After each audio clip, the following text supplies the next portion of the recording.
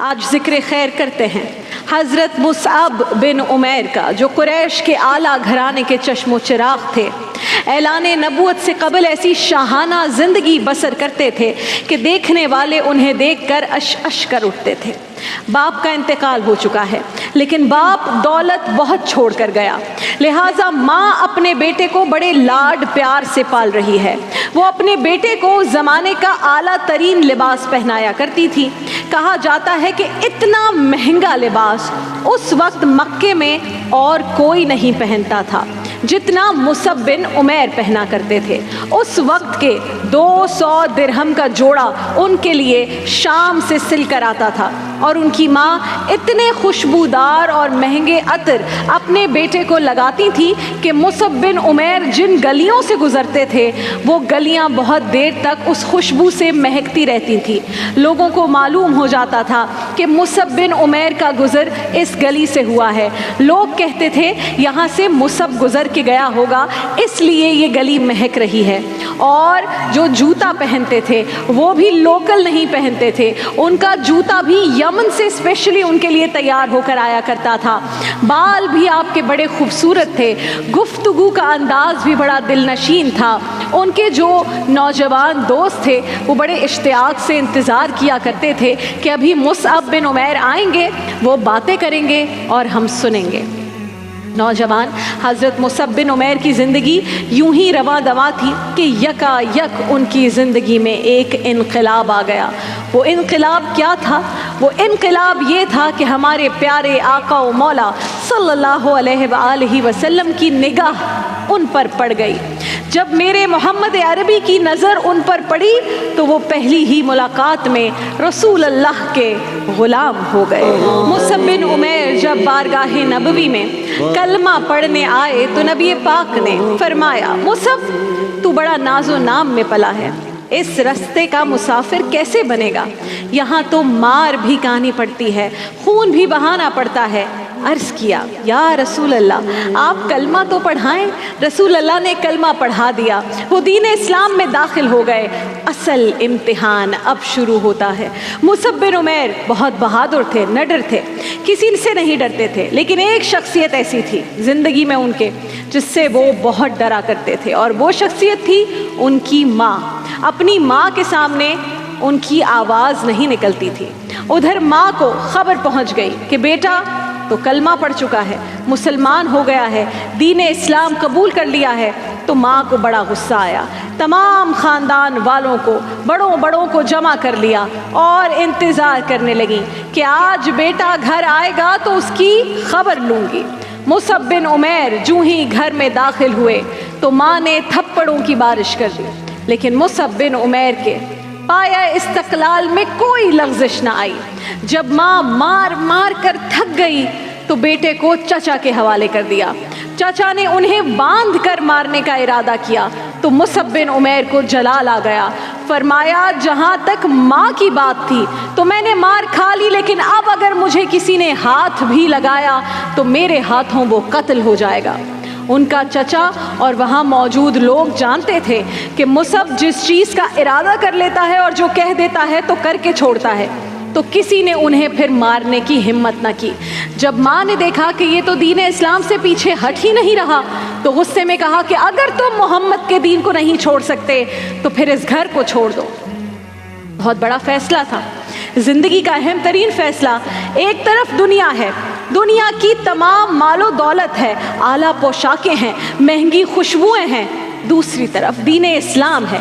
ایک عاشق رسول کے لیے بھلا دنیاوی چیزوں کی کیا حیثیت؟ لہٰذا مصعب بن عمیر نے ایک مومنٹ ضائع کیے بغیر، ایک لمحہ ضائع کیے بغیر فرمایا کہ ٹھیک ہے میں جا رہا ہوں، ہم سے دامن نبی کا نہ چھوٹے، چاہے سارا جہان چھوٹ جائے۔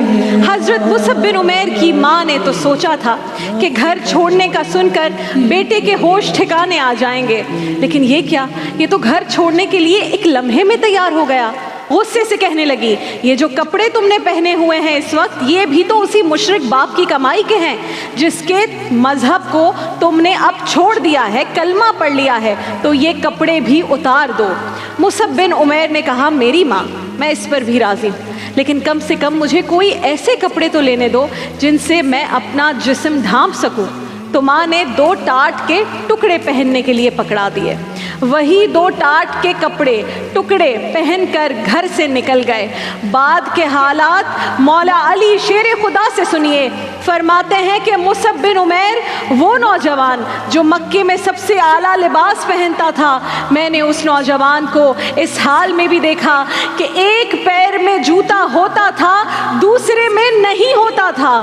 پھر وہ وقت بھی آیا کہ مصعب بن عمیر حبشہ کی جانب ہجرت کر کے مکے کے حالات کچھ تھوڑے بہتر ہوئے تو وہ حبشہ سے اس حال میں واپس آئے کہ ناظرین کرام، ان کے جسم پر جو چادر تھی جگہ جگہ سے پھٹی ہوئی تھی۔ آقا کریم علیہ السلام کی نظر پڑی تو رسول اللہ کی آنکھوں سے آنسو ٹپکنے لگے۔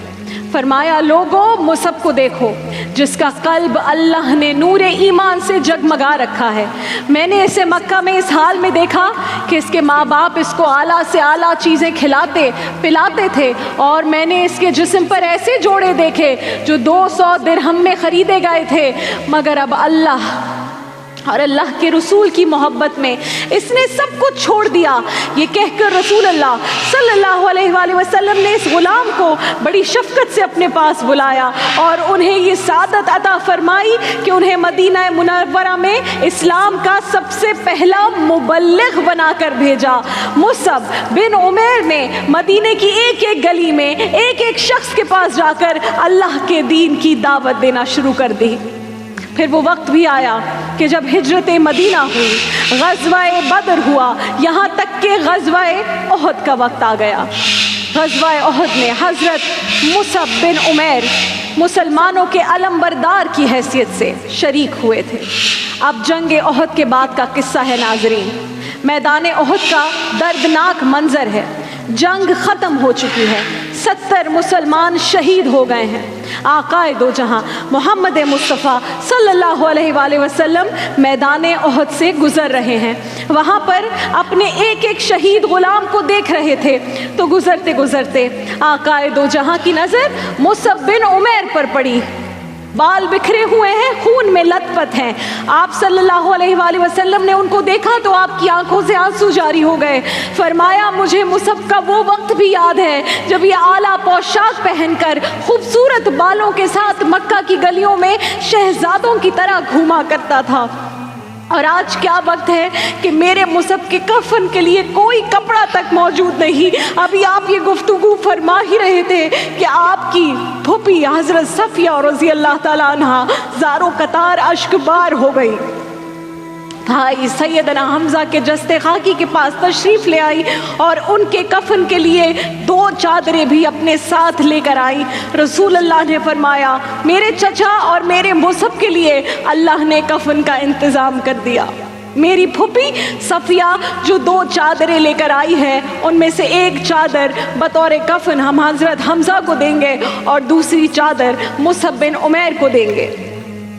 حضرت مصعب کے کفن کے لیے جو چادر تھی وہ اتنی چھوٹی تھی کہ اگر سر ڈھانپتے تھے تو پاؤں کھل جاتے تھے، اگر پاؤں ڈھانپتے تھے تو سر دکھائی دینے لگتا تھا۔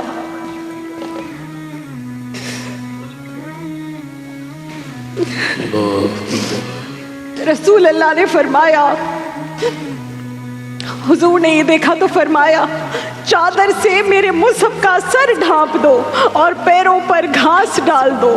یہ دعا تھی اور یہ تھا وہ آخری لباس جو محمد کے اس سچے غلام کو دنیا سے رخصت ہوتے ہوئے ملا، جن کا لباس 200 درہم میں شام سے تیار ہو کر آتا تھا۔ اب ان کے کفن کے لیے دعا کی تو اللہ تعالیٰ نے وہ کفن پورا کیا۔ غلاموں کا کفن میلا نہیں ہوتا، محمد کے غلاموں کا کفن میلا نہیں ہوتا۔ اللہ تعالیٰ ہمیں بھی نبی کی راہ میں سب آسائشیں قربان کرنے والا سچا عاشق رسول بنائے، آمین ثم آمین۔